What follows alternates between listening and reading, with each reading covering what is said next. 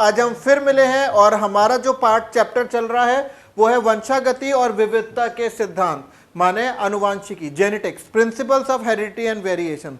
पिछली क्लास में कल हमने शुरू किया था मेंडलवाद, याद है आपको, और हमने मेंडल का इतिहास पढ़ा था और हमने पढ़ा था कि उनके सफल होने के क्या कारण थे, उनके कार्यों को सराहना क्यों नहीं मिली, उन्होंने जो लक्षण उद्यान मटर के साथ जो चयन किए थे वो कौन कौन से थे, और बाद में 1961 में देखो मेंडल तो ये मानते थे कि जो उन्होंने 7 लक्षण का जो चयन किया था वो अलग अलग गुणसूत्र पर हैं, लेकिन 1961 में ब्लिक्स्ट और लैम्प्राशेट ने बताया था कि वो 7 लक्षण वास्तव में 4 गुणसूत्रों पर पाए गए हैं। और वो गुणसूत्र कौन से हैं? गुणसूत्र संख्या 1, उस पे कितने लक्षण थे? 2। गुणसूत्र संख्या 4, उस पे कितने लक्षण थे? 3। एक लक्षण गुणसूत्र संख्या 5 पर और एक 7 पर।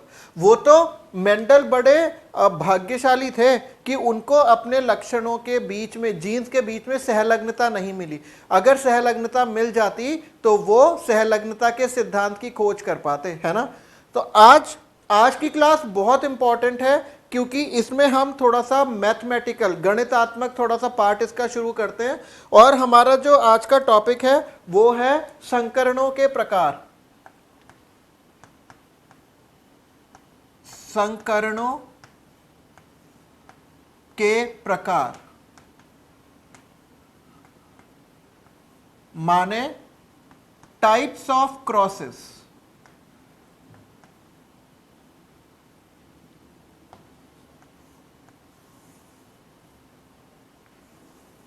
इसमें सबसे पहले हम पढ़ेंगे एक संकर संकरण। एक संकर संकरण माने mono hybrid cross. Mono hybrid cross. एक संकर संकरण क्या होता है? ये एक ऐसा संकरण है जिसमें एक समय में सिर्फ एक ही लक्षण की वंशागति के बारे में पढ़ा जाता है। क्या? एक समय में एक लक्षण की वंशागति के बारे में पढ़ा जाता है। इसका सबसे अच्छा उदाहरण है, उदाहरण एक शुद्ध लंबे मटर के पौधे। जो शुद्ध लंबा मटर का पौधा होता है उसको हम लिखते हैं बड़ा टी का संकरण शुद्ध बौने मटर पौधे, शुद्ध बौने मटर के पौधे के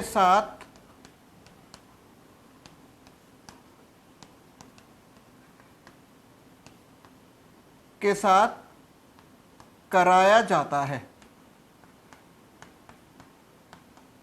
और जो शुद्ध बौना मटर का पौधा होता है उसको हम लिखते हैं छोटा टी। अब ये आगे बढ़ाने से पहले मैं आपको कुछ इंपॉर्टेंट चीजें बता रहा हूं।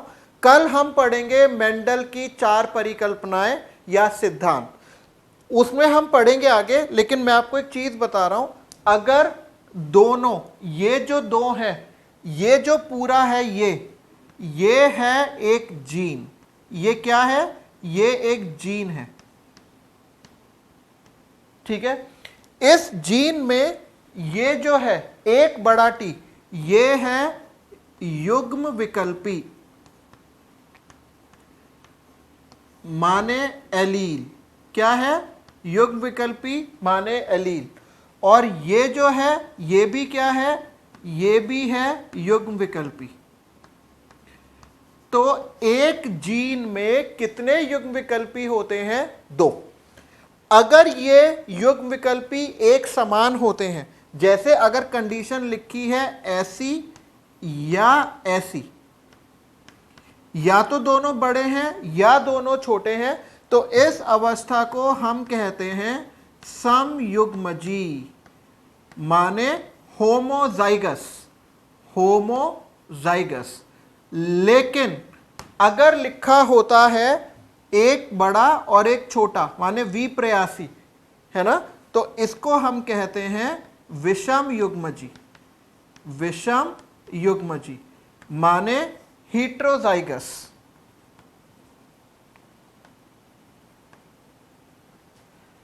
तो ये शुद्ध लंबा, ये शुद्ध बौना, और ये है संकर लंबा, संकर हाइब्रिड। तो अब के लिए इतना ही है।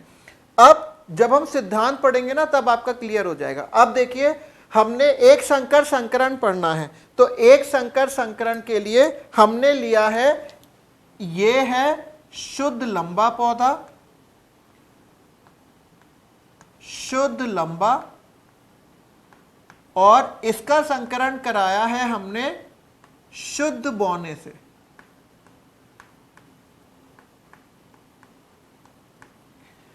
तो ये जो पीढ़ी है इसको हम किससे प्रदर्शित करते हैं, दिखाते हैं, इसको हम दिखाते हैं बड़े पी से।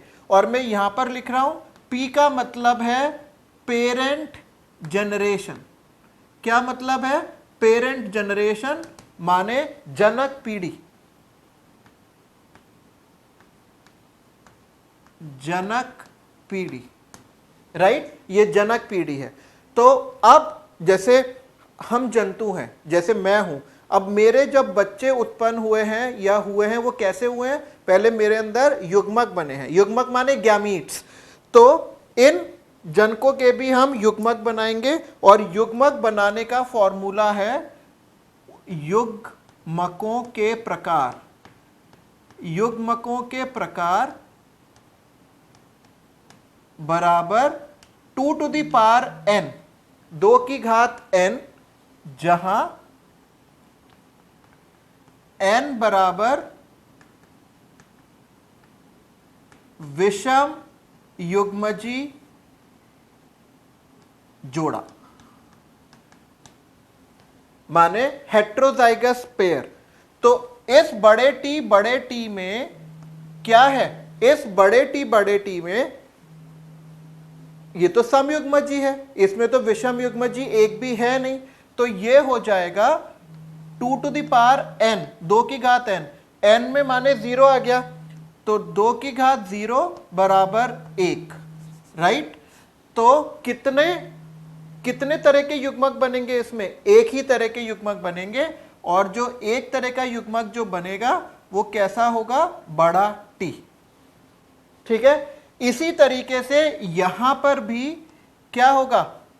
2 की घात n बराबर 2 की घात 0 बराबर 1। किसी भी नंबर की पावर पर या घात पर 0 होता है तो आंसर 1 होता है। चाहे 85 की पावर 0 है तो आंसर 1 होगा। तो इसमें भी कितने प्रकार के युग्मक बनेंगे? टी, एक ही प्रकार के। इसमें है कितने प्रकार के, संख्या नहीं। संख्या तो एक मनुष्य में तो लाखों शुक्राणु बनते हैं, है ना। तो इस तरीके से तो हम क्या करते हैं, इसको प्रकार तो एक ही है लेकिन संख्या में हम इसको 2-2 बना लेते हैं, ठीक है। प्रकार एक ही है। अब इनको हम संकरित कराते हैं, ठीक बात है। अब संकरित कराने के 2 तरीके हैं। पहला जो तरीका है वो है फोक्ड लाइन विधि।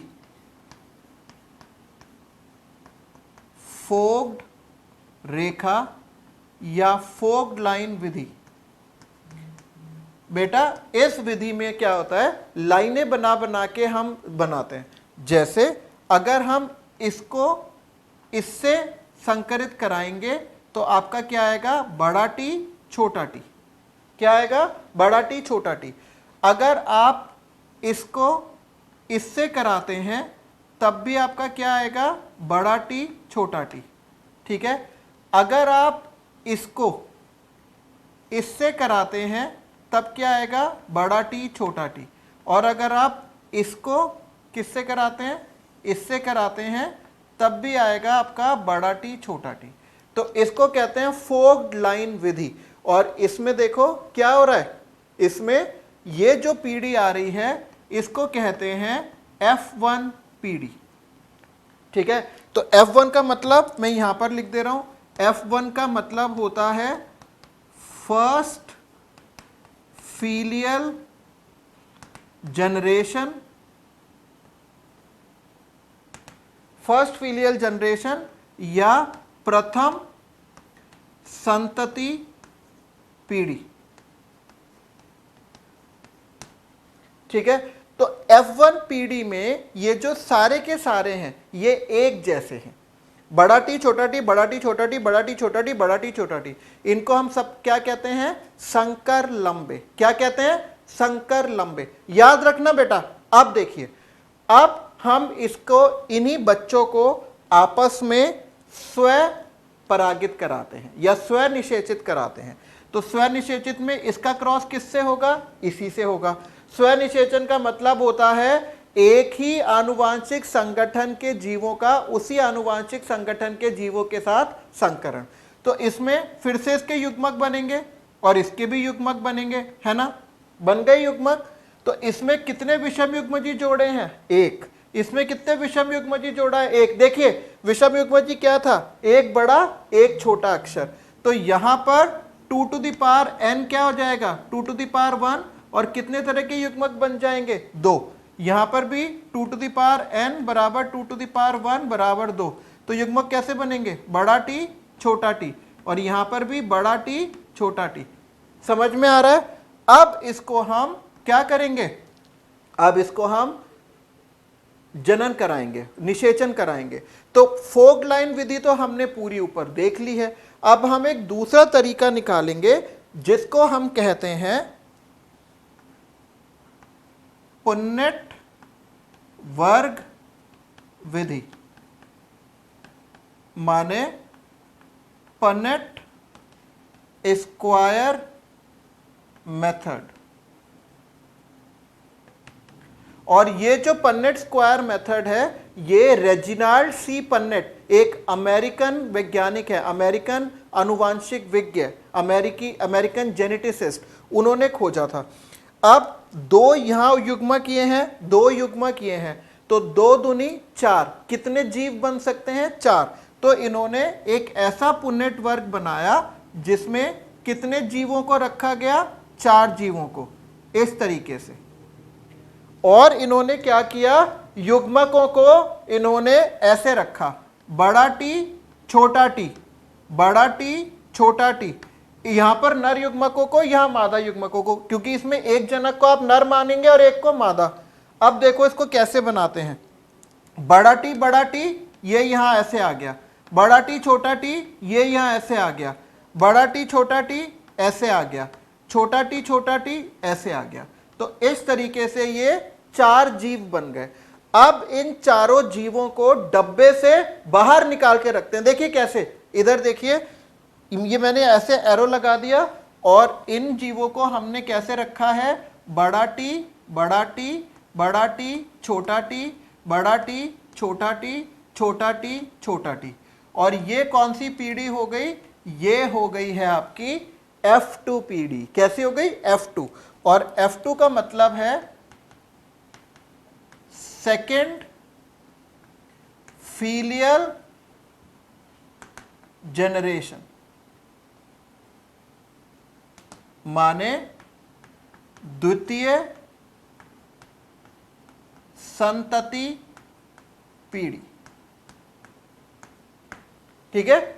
अब जितना भी मेंडल के जो जितने भी नियम थे, वो जो परिणाम थे, वो F2 पीढ़ी पर आधारित थे। तो इसमें हम संतानों का अनुपात देखते हैं, और वो अनुपात 2 तरीके का होता है। सबसे पहले होता है समलक्षणी अनुपात, समलक्षणी अनुपात, और इसको हम कहते हैं फिनोटिपिक रेशो। क्या कहते हैं? Phenotypic ratio. ठीक है। तो यहां पर देखो ये भी लंबा है ना, और ये भी लंबा है। ये शुद्ध लंबा है, ये संकर लंबा है, लेकिन ऊपर से देखने में पता नहीं चलेगा। तो समलक्षणी का मतलब होता है बाहरी लक्षण। तो ये लंबा है, ये लंबा है, ये लंबा है। तो ये 3 कैसे हैं? ये 3 है लंबे, और ये बेचारा जो एक है ये है बौना। तो समलक्षणी अनुपात क्या हो गया?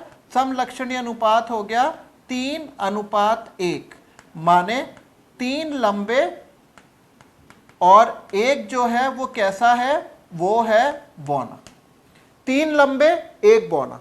अब इसका समजीनी अनुपात, समजीनी अनुपात।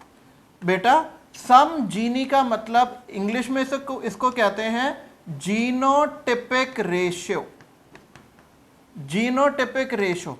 और जीनोटिपिक रेशियो कैसे निकलता है? ये युग्म विकल्पियों का संगठन देखकर निकलता है कि युग्म विकल्पियों का संगठन क्या है। तो ये वाला जो है ये शुद्ध लंबा है, ये शुद्ध लंबा है, तो यहां पर आ गया 1। ये वाले जो 2 हैं ये संकर लंबे हैं, संकर माने 2, और ये जो है ये शुद्ध बौना है माने 1। तो इसका समजीनी अनुपात क्या हो गया? 1 2 1, 1 शुद्ध लंबा, 2 संकर लंबे, 1 बौना। समझ में आया? अब ये तो आपको समझ में आ गया, लेकिन अब हम इसका देखते हैं मैथमेटिकल एक्सप्रेशन। तो सबसे पहले जो चीज है वो है आपका क्या, हम एक संकर संकरण की बात कर रहे हैं, तो उसमें सबसे पहले होगा विप्रयासी लक्षणों की संख्या। देखिए इसको ऐसे करते हैं, नंबर 1 विप्रयासी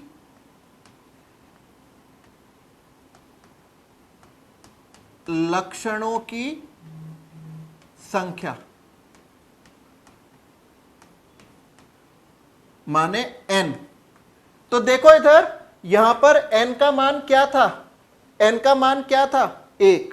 तो जब एक संकर संकरण होता है उसमें जो n का मान होता है वो क्या होता है? वो होता है 1। ये बात ध्यान में रखना। अब युग्मकों की संख्या, ठीक है, नंबर 2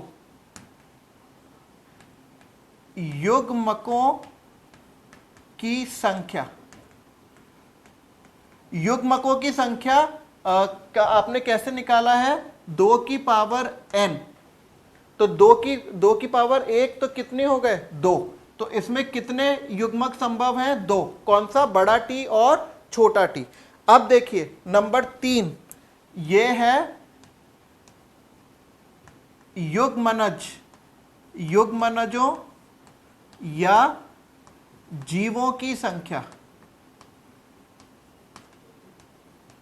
इसका फॉर्मूला क्या है? इसका फॉर्मूला है 4 की घात n। देखो इधर, इधर देखो ये कितने जीव बने हैं F2 में? 1 2 3 4 है ना, 4 है ना, तो 4 की घात n, तो 4 एकम 4।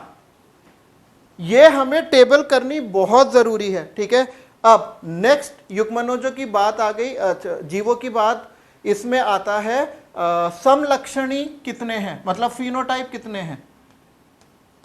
समलक्षणी संभव, इसका फॉर्मूला होता है 2 टू द पावर n। तो क्या आ गए? 2। तो देख लो आप कितने समलक्षणी हैं? 2 ही तो हैं, लंबे और बौने, 2 प्रकार के समलक्षणी हैं। नेक्स्ट है समलक्षणी अनुपात, समलक्षणी अनुपात। बेटा समलक्षणी अनुपात क्या है इसका? इसका अनुपात है 3:1।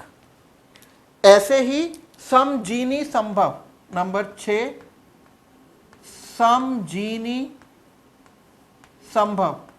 तो जब हमें समजीनी संभव लिखना होता है तो इसका फॉर्मूला होता है 3 की घात n।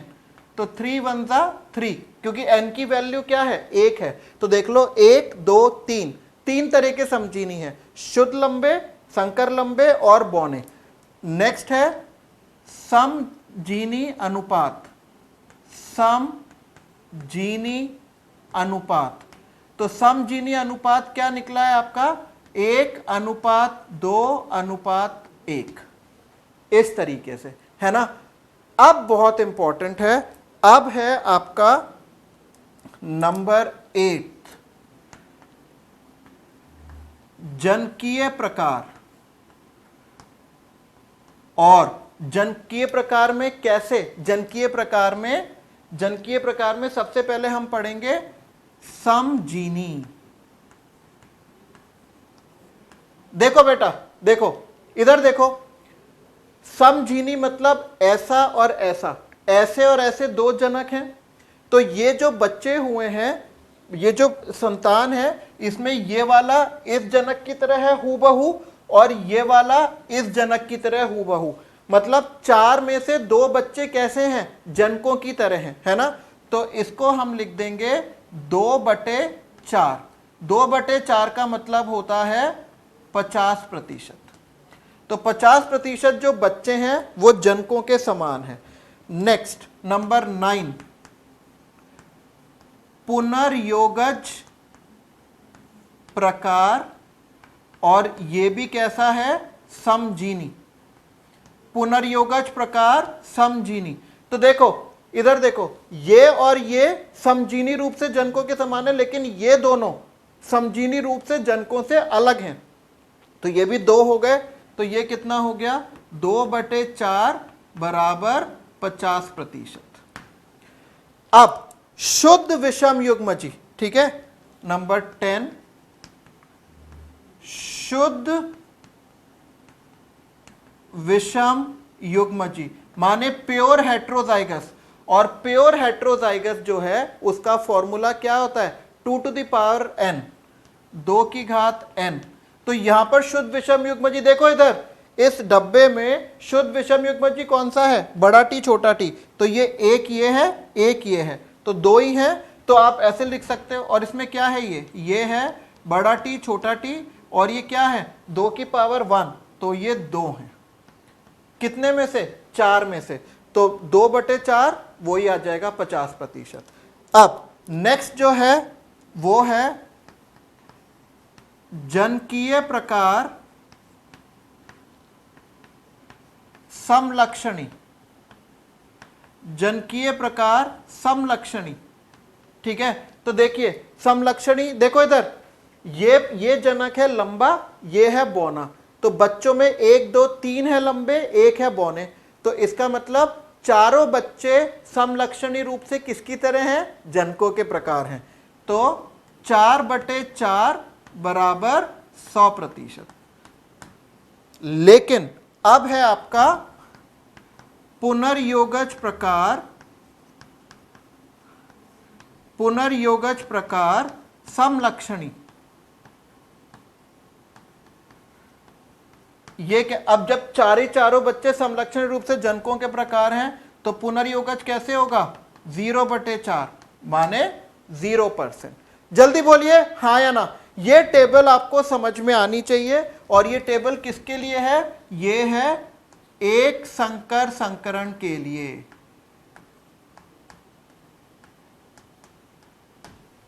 ठीक है, समझ में आ गई। अब हम चलते हैं द्विसंकर संकरण में, देखिए फटाफट।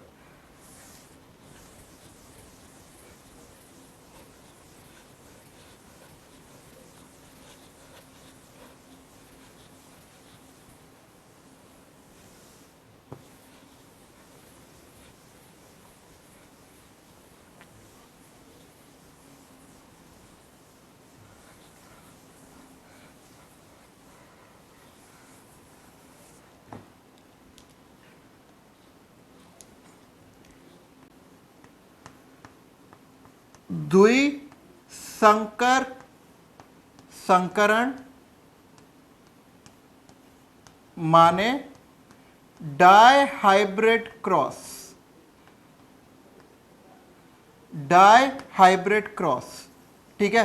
इसमें क्या होता है, 2 लक्षणों की वंशागति को हम एक साथ पढ़ते हैं। जैसे अगर संकरण होता है एक शुद्ध पीले व गोल बीज युक्त मटर के पौधे में, तो ये क्या है, शुद्ध गोल व पीले बीज, मटर के बीज के पौधे का संकरण यदि होता है। अब गोल,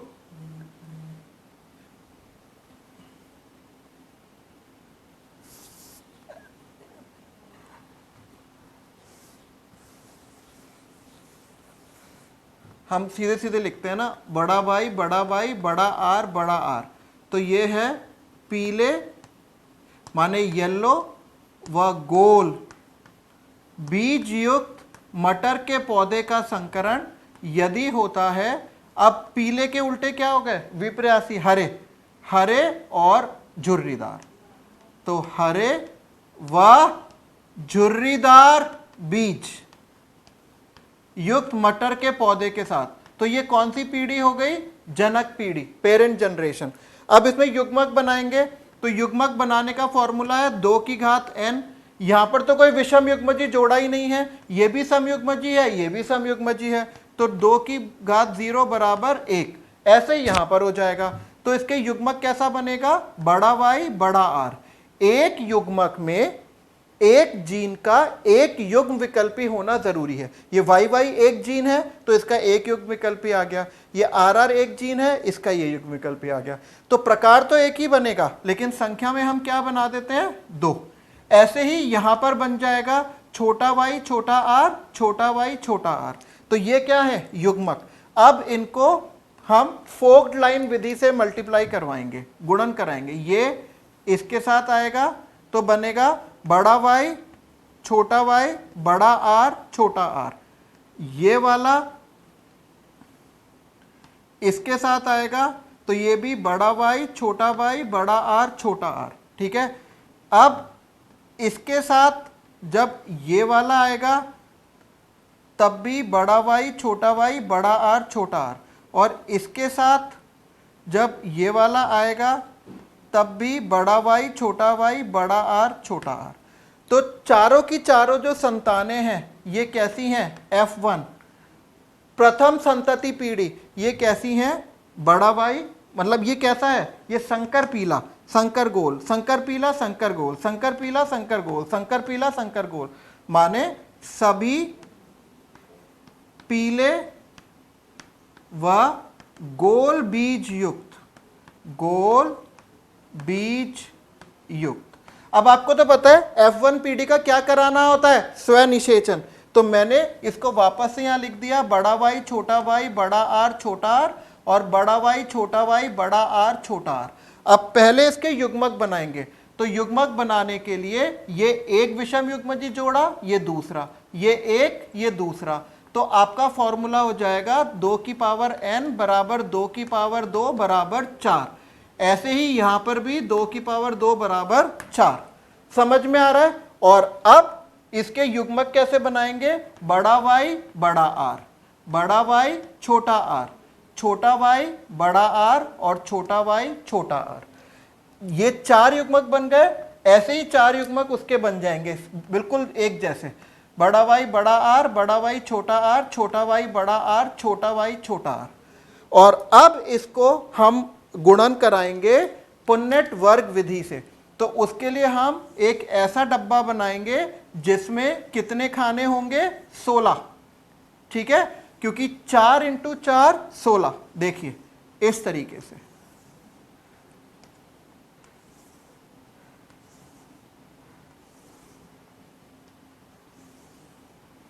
और हमने युग्मक कहाँ लिख दिए? हमने अपने युग्मक लिख दिए यहां, बड़ा Y बड़ा R, बड़ा Y छोटा r, छोटा y बड़ा R, छोटा y छोटा r। या फिर ये बड़ा Y बड़ा R, बड़ा Y छोटा r, छोटा y बड़ा R, छोटा y छोटा r। अब इसको कैसे क्रॉस करेंगे ये आपको आता है, बड़ा Y बड़ा Y बड़ा R बड़ा R, ऐसे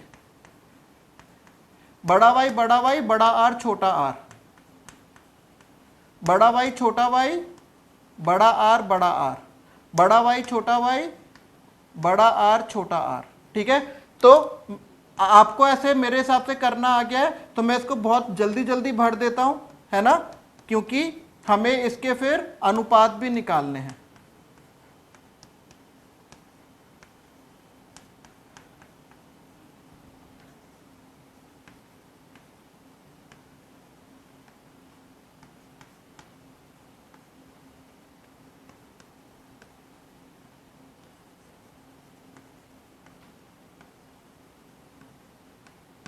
ठीक बात है। अब देखिए इधर, अब निकालेंगे इसका, देखो समलक्षणी अनुपात,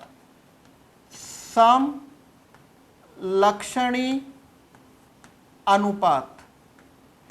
तो बेटा समलक्षणी अनुपात लिखने के लिए हम क्या करते हैं, इसके चारों युग्मकों को एक लाइन में लिख लेते हैं, बड़ा Y बड़ा R, बड़ा Y छोटा r, छोटा y बड़ा R, छोटा y छोटा r। इसका मतलब ये है अगर बड़े Y के साथ बड़ा R होगा तो वो पौधा होगा पीला गोल,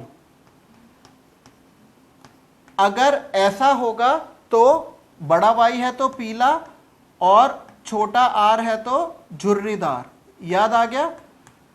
अगर ऐसा है तो हरा गोल क्योंकि बड़ा आर है, और ऐसा है तो हरा और झुर्रीदार।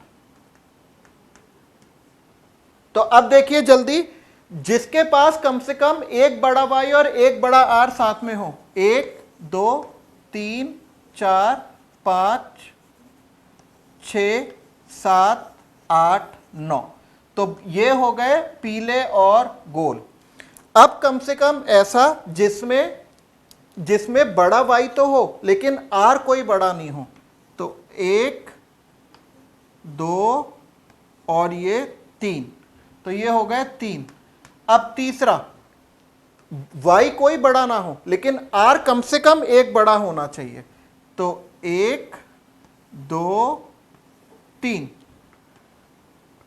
ठीक है। और चौथा जिसमें कोई भी बड़ा अक्षर नहीं है, तो वो है ये 1। तो समलक्षण अनुपात क्या हो गया? 9 3 3 1। अब है आपका समजीनी अनुपात। समजीनी अनुपात, समजीनी अनुपात के लिए हमें एक एक को बाहर निकालना पड़ेगा। जैसे पहला है बड़ा वाई बड़ा आर बड़ा आर, ये कितना है? ये एक ही है। दूसरा क्या है? बड़ा वाई बड़ा आर छोटा आर, तो एक ये रहा, दूसरा ये रहा, तो ये 2 हैं, ठीक है। फिर बड़ा वाई बड़ा आर, ये कितना है? ये है 1 और 1 2। फिर है ये बड़ा वाई बड़ा आर छोटा आर, ये कितने हैं? 1 2 3 और ये 4, ये फिर से 4 है। तो ये लाइन हो गई, ये हो गया। अब ये देखो, बड़ा वाई बड़ा आर, ये है सिर्फ 1। फिर यहां तक हो गया। यहां आइए, बड़ा वाई बड़ा आर, ये कितना है? 1 1 और 1 2। फिर यहां आइए, छोटा वाई बड़ा आर, ये कितना है? ये भी 1 ही है। फिर ये छोटा वाई बड़ा आर छोटा आर, ये कितना है? 1 और 1 2। और लास्ट में ये है छोटा वाई छोटा आर, ये 1 है। तो समजीनी अनुपात क्या हो गया? समजीनी अनुपात है 1:2:2:4, 1 2 1 2 1। तो ये है द्विसंकर संकरण का समजीनी अनुपात। अब इसको हम किस में भरते हैं? टेबल में। ये F2 अनुपात है, क्योंकि ये F2 द्वितीय संतति पीढ़ी का पन्नेट वर्ग है। तो देखिए बेटा, इधर नेक्स्ट है द्विसंकर संकरण। इसमें विप्रयासी लक्षणों की कितनी संख्या होगी? 2।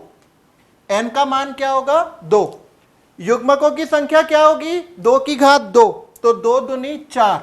कौन कौन से होंगे? बड़ा वाई बड़ा आर, बड़ा वाई छोटा आर, छोटा वाई बड़ा आर और छोटा वाई छोटा आर।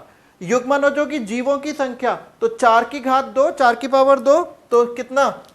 16। तो आप देख लीजिए, इधर आइए, ये जो पन्नेट वर्ग हमने बनाया हुआ है इसमें 16 ही बने हैं, तो हमारा ठीक है।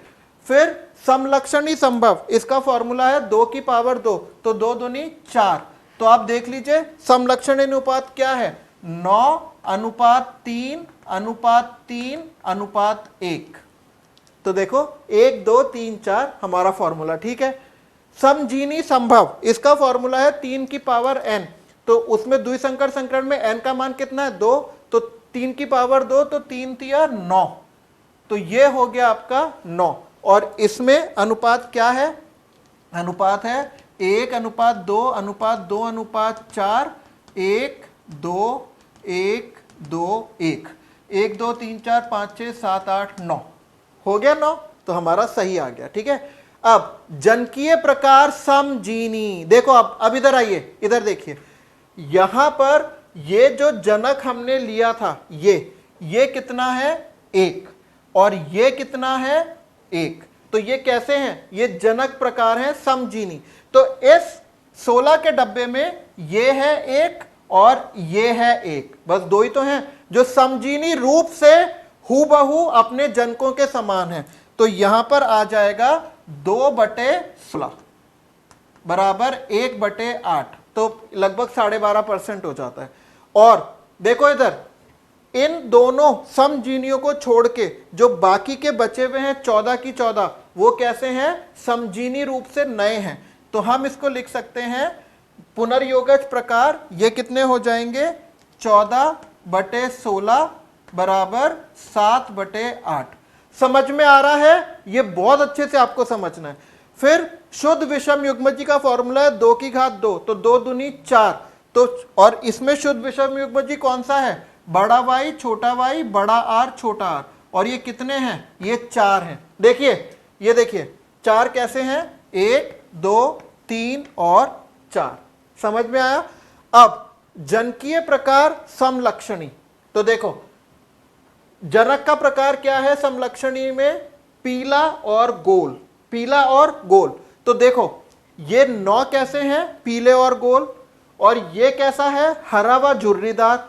तो ये 9 पीले और गोल है और ये 1 कैसा है, हरा और झुर्रीदार। तो ये समलक्षणी रूप से जनक के समान है। तो यहां पर क्या हो जाएगा 9 + 1 10। तो यहां पर आप लिखेंगे 10/16 बराबर 5/8, है ना। और देखो पुनर्योगज प्रकार समलक्षणी, ये जो 2 हैं ये समलक्षणी रूप से जनकों में नहीं थे। तो 3 + 3 बराबर 6। तो देखिए ये हो जाएगा 6/16 बराबर 3/8, हाँ या ना। ठीक है। अब त्रिसंकर संकरण हम फटाफट शुरू करके खाली टेबल भरते हैं। ठीक है, तो देखिए त्रिसंकर संकरण, त्रिसंकर संकरण में विप्रयासी लक्षण कितने होंगे, 3। युग्मकों की संख्या क्या होगी 2 की घात 3, तो 2 दूनी 4 दूनी 8, तो आंसर क्या होगा 8।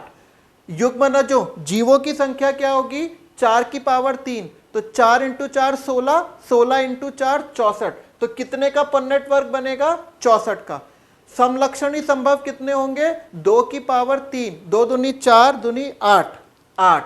ठीक है। और इसका समलक्षणी अनुपात क्या होता है, इसका समलक्षणी अनुपात है 27:9:9:9:9, 3:3:3:3:1। ठीक है, ये आपको याद रखना है। समजीनी संभव कितने हैं 3 की पावर 3, 3 × 3 9, 9 × 3 27, तो यहां पर हमने लिख दिया 27। और समजीनी अनुपात क्या है बेटा, इसका समजीनी अनुपात आपके कोर्स में नहीं है, तो आप इसको ऐसे लिख सकते हो 1:2:1 की पावर 3, या फिर इसका गुणा ये ऐसे करके। जनकीय प्रकार, अब बेटा अगर हमने 64 का डब्बा बनाया, ठीक है, और समजीनी में एक जनक होगा ऐसा और दूसरा होगा ऐसा, तो हमेशा 64 वाले में ये आएगा यहां और ये आएगा यहां, तो ये हमेशा क्या होगा 2/64 बराबर 1/32। और इन 2 को छोड़ के जो सारे होंगे वो समजीनी रूप से क्या होंगे पुनर्योगज, तो माने 62/64 बराबर 31/32। और इसमें शुद्ध विषम युग्मजी क्या होगा, वो होगा बड़ा ए छोटा ए, बड़ा बी छोटा बी, बड़ा सी छोटा सी। ठीक है, और ये कितने होंगे 2 की पावर 3, माने ये वाला जो विकर्ण है डायगोनल है 1 2 3 4 5 6 7 8, इस पर आएंगे तो ये हो जाएंगे 8। ये ऐसे करते हैं, मतलब अगर आपको द्विसंकर संकरण तक सब कुछ पता है तो आप आराम से ये निकाल सकते हो। अब जनकीय प्रकार समलक्षणी, तो देखो इसमें 4 में से 4 आए, मतलब 3 + 1 4, इसमें आए 10, 16 में से 10, तो 9 + 1 10, तो इसमें कितने आएंगे 27 + 1 28, सिंपल। तो इसको कर देते हैं 28 बटे 64, 4 से भाग देंगे तो 7 बटे 16, और इन 28 को छोड़कर जितने भी हैं ये बीच वाले, ये कैसे हैं? देखो इसमें तो बीच में कुछ नहीं है तो 0 आ गया, इसमें बीच में 6 हैं तो ये 6 आ गए, इसमें बीच में कितने हैं? 36, तो ये हो जाएगा 36 बटे 64 माने 9 बटे 16। तो ये जो टेबल मैंने आपको बनाकर बताई है ये आपको बहुत अच्छे से आनी चाहिए और आपको युग्मक बनाने भी आने चाहिए, ठीक है। तो बेटा आज हमने संकरणों का प्रकार पढ़ा है, कल हम पढ़ेंगे मेंडल के परिकल्पनाएं और सिद्धांत, ठीक है। और अगर टाइम मिला तो हम परीक्षार्थ संकरण, संकर पूर्वज संकरण ये सब भी पढ़ लेंगे ताकि हमारा मेंडलवाद जो है वो खत्म हो सके। तो बेटा अच्छे से पढ़िए और अपने जो आपको डाउट्स हैं वो पूछते रहिए, और इसी के साथ आज का हम लेक्चर समाप्त करते हैं। आपका दिन शुभ रहे। धन्यवाद।